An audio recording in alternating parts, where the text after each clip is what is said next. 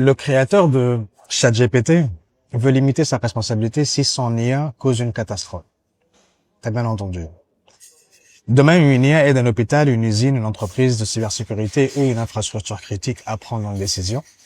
L'IA recommande, les humains suivent et le scénario dérape. Mort, blessés graves, famille détruite, dégâts colossaux. À ce moment-là, tout le monde pose la même question. Qui assume? L'utilisateur de l'outil, l'entreprise qui l'a déployé ou celle qui a construit le modèle au départ? Aux États-Unis, dans l'Illinois, un projet de loi vient de mettre cette question sur la table. Il s'appelle Senate Bill 3444. Dans ce texte, il y a une définition glaçante.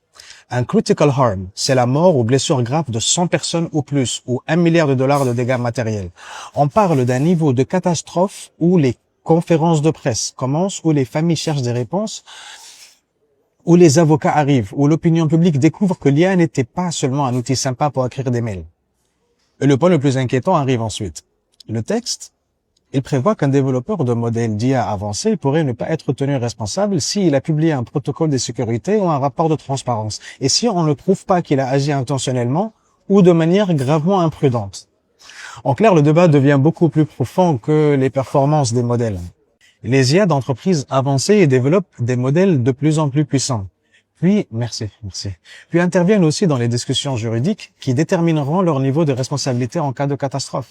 Et qui soutient ce texte? OpenAI, l'entreprise derrière ChatGPT, celle qui nous parle de sécurité, d'alignement d'intérêt général et de bénéfices pour l'humanité. Le jour où une IA provoquera un dommage massif, les familles, les victimes, les entreprises et les États chercheront des responsables. Ils voudront comprendre qui a conçu le modèle, qui l'a déployé, qui l'a utilisé, qui a ignoré les alertes et qui avait déjà obtenu une protection juridique avant même que l'accident n'arrive. C'est précisément pour ça que ce texte est important, les amis.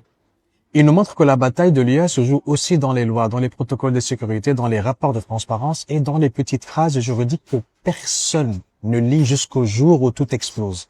Aujourd'hui, on regarde les modèles. Demain, il faudra regarder les contrats, les lois, les protocoles et les clauses de responsabilité. Parce que dans la course à l'intelligence artificielle, les modèles avancent vite, les lobbyistes aussi. Partage cette vidéo à quelqu'un qui utilise déjà l'IA au travail. Plus ces informations circulent, plus le débat devient public. Et plus le débat devient public, plus il devient difficile d'écrire ses règles dans le silence. Tchuss.